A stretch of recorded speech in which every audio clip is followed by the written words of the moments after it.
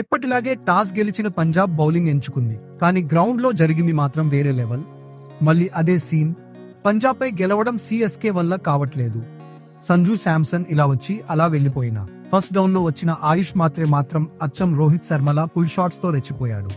43 బంతుల్లో 73 రన్స్, 6 ఫోర్లు, 5 సిక్సర్లతో స్టేడియం దద్దరిల్లిపోయింది. ఆ తర్వాత దూబే 47, సర్ఫరాజ్ 32 రన్స్ మెరుపులు మెరిపించడంతో సిఎస్కే 209 రన్స్ భారీ టార్గెట్ సెట్ చేసింది. టార్గెట్ పెద్దదే కానీ పంజాబ్ ఊరుకుంటుందా? ప్రియాంష్ ఆర్య కేవలం 11 బంతుల్లోనే 39 రన్స్ కొట్టి సిఎస్కే బౌలర్లని ఉతికి ఆరేశాడు.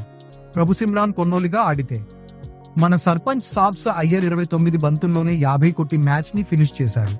ఇంకా 8 బంతులు మిగిలి ఉండగానే పంజాబ్ విక్టరీ. సిఎస్కే ఓటమికి కారణం ఏంటంటే గైక్వాడ్ క్లూలెస్ కెప్టెన్సీ మరియు అతని స్లో బ్యాటింగ్. ఇక 28 కోట్లు పెట్టి కొన్న కార్తీక్, ప్రశాంత్ వీర్ దారుణంగా ఫెయిల్ అయ్యారు.